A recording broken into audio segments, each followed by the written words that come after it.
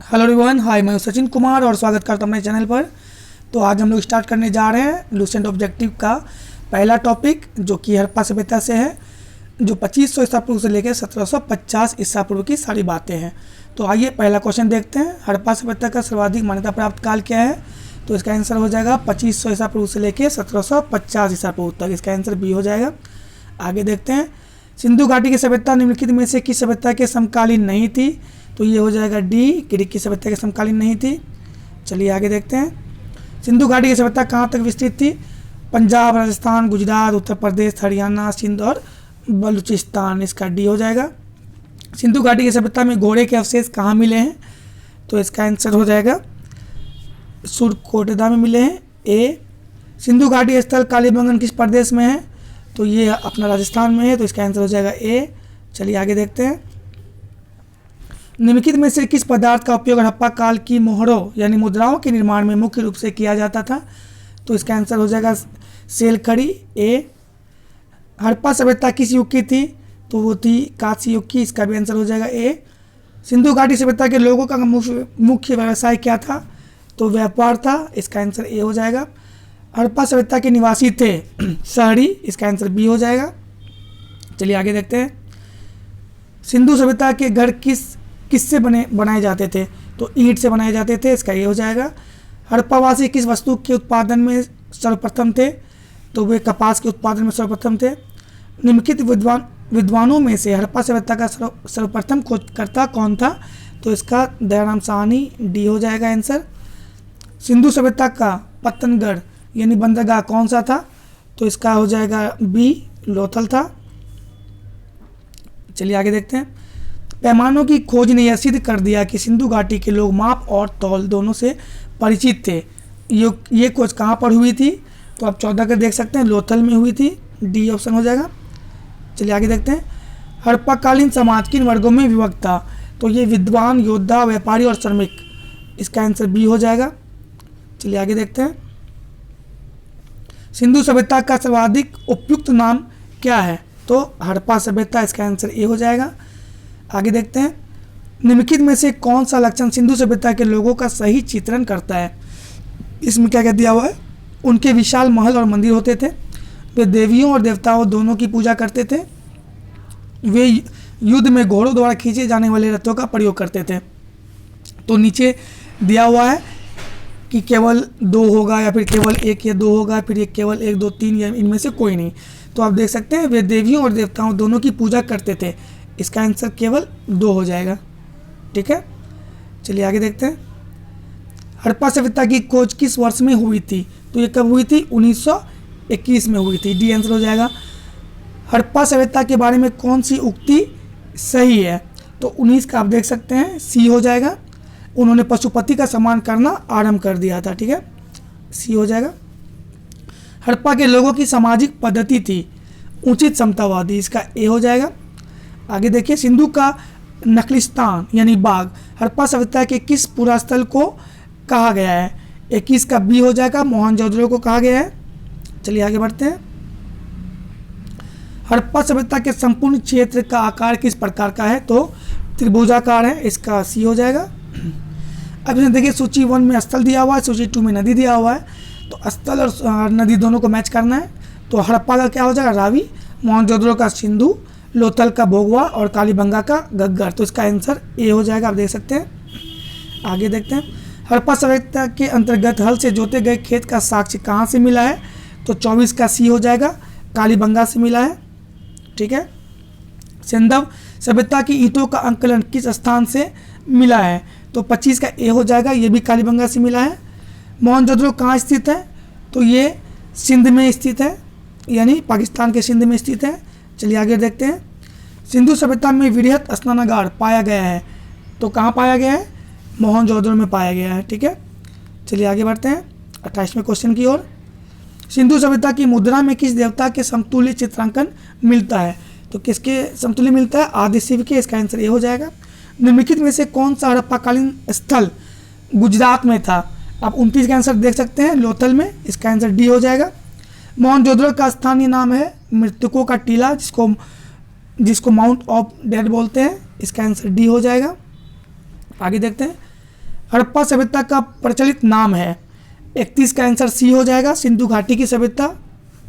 ठीक है, इसमें आप टिक मार सकते हैं, सिंधु घाटी की सभ्यता। सैंधव स्थलों के उत्खनन से प्राप्त मोहरों पर निम्नलिखित में से किस पशु का सर्वाधिक उत्कीर्णन हुआ है?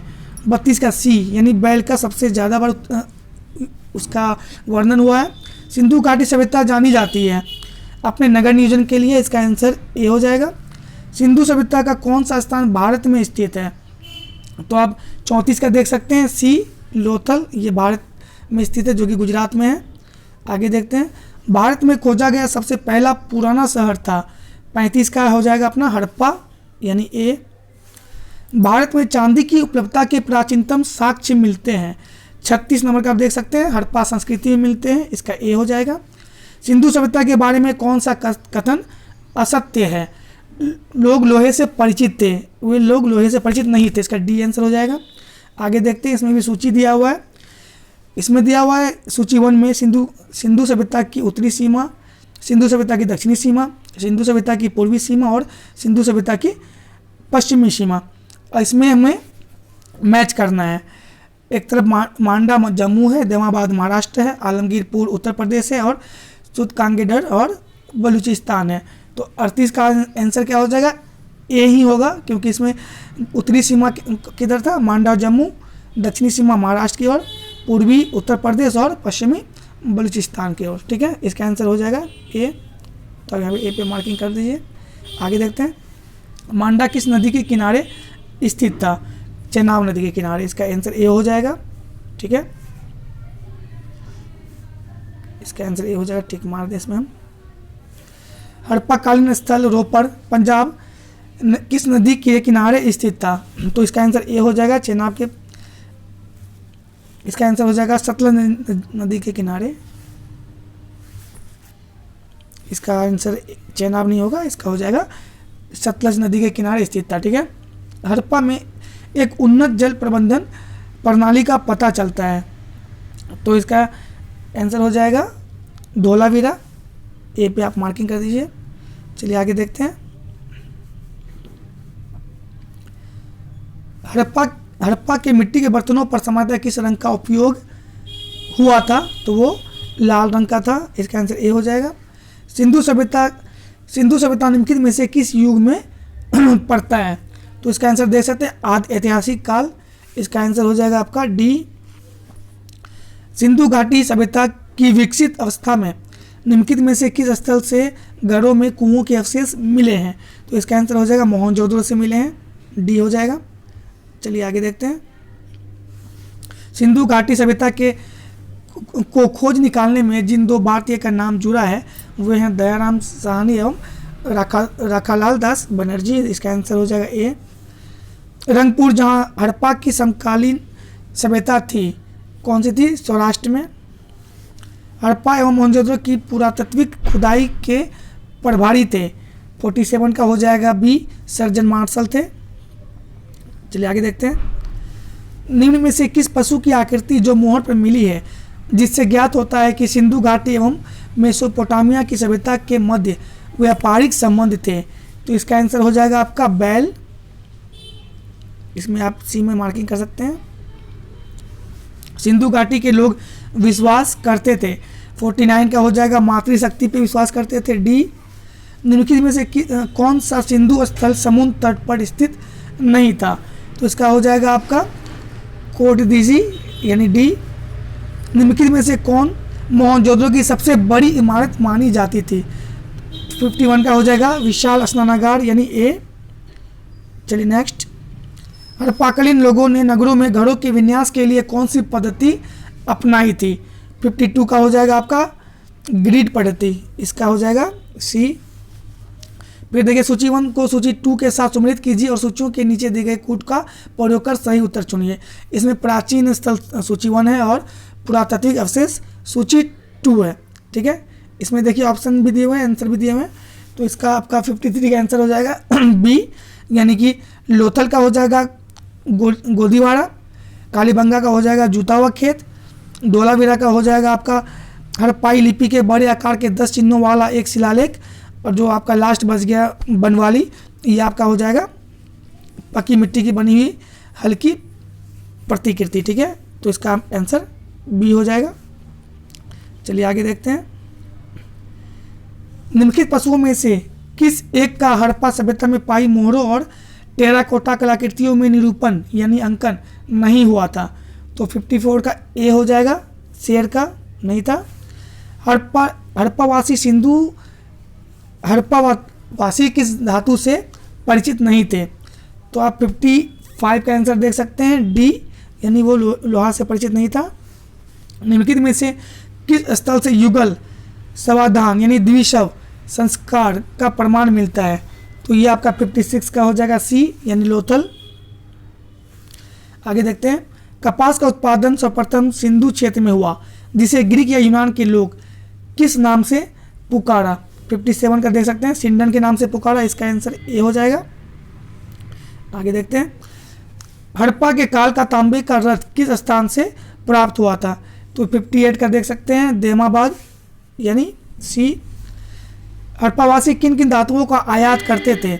इसको कूट में आंसर देना है। तो चांदी, टीन, सोना, ये तीनों का ही करते थे। तो इसका आंसर हो जाएगा ए।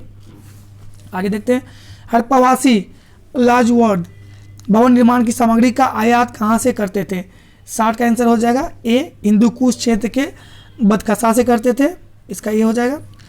अफगानिस्तान स्थित सिंधु सभ्यता से संबंधित स्थल है? 61 का देखिए, सी, यानी मुंडीगाक और सुतोगोई से करते थे। इसका आंसर सी हो जाएगा। आगे देखते हैं। कौन कौन से नगर सिंधु सभ्यता के बंदरगाह नगर थे? 62 का देखिए आप, लोथल एवं सुतकांगेडर ऑप्शन दिया हुआ है, अल्लादीनो एवं बालाकोट, और तीसरा है कुंतासी। तो इनमें सभी 62 का डी आंसर हो जाएगा। आगे देखते हैं। मोहनजोदड़ो से प्राप्त पशुपति शिव यानी आदि शिव मोहर में किन किन जानवरों का अंकन हुआ है? 63 का क्या हो जाएगा? व्याघ्र, हाथी, गेंडा एवं भैंस, हिरन, इनमें सभी, ये सभी हो जाएंगे, ठीक है। इसका आंसर हो जाएगा आपका डी, ठीक है। किन हड़प्पाकालीन स्थल से नृत्य मुद्रा वाली स्त्री की कांस्य मूर्ति प्राप्त हुई है? 64, तो इसमें मोहनजोदड़ो से प्राप्त हुई है। इसका आंसर ए हो जाएगा। किस हड़प्पाकालीन स्थल से पुजारी की प्रस्तर मूर्ति प्राप्त हुई है? 65 का मोहनजोदड़ो से हुई है, बी हो जाएगा।